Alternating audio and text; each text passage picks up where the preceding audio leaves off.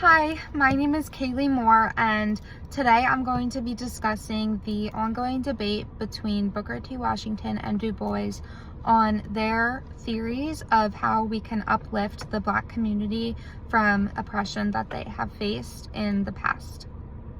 And first, I'm going to start with Booker T. Washington's point of view.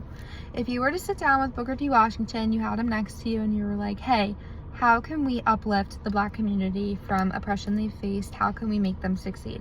Booker T. Washington would say to you, we should send them to vocational schools.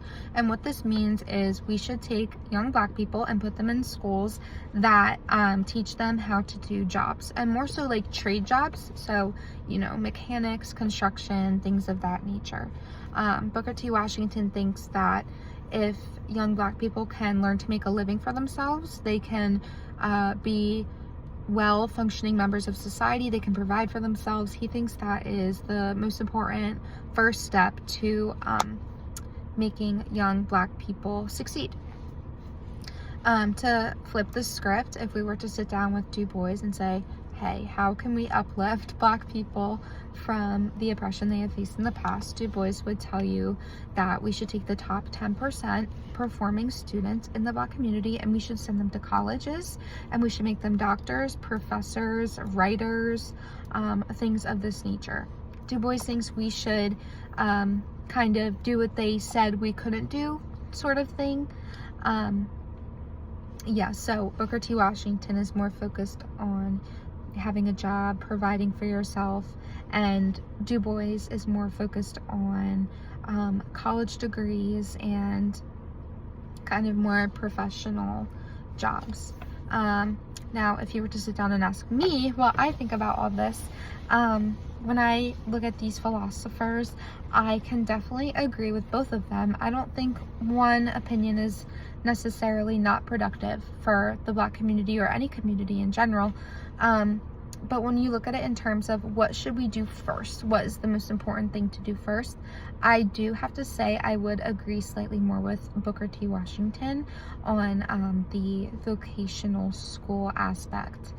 And I would say this because mainly when you're thinking about people becoming doctors and writers and professors, I feel like that reaches kind of like a smaller quota of people than taking large groups of people and teaching them how to perform jobs like construction and mechanics. I think you could reach more young Black people by sending them to vocational school, and it would have a larger impact because more people could learn to provide for themselves and for their future families, etc.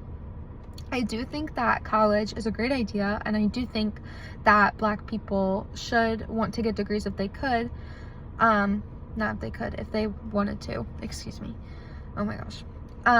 But I think firstly, getting that solid job is more important, and then from there you could say, hey, like, I'm succeeding, do I want to take the next step to get a further education?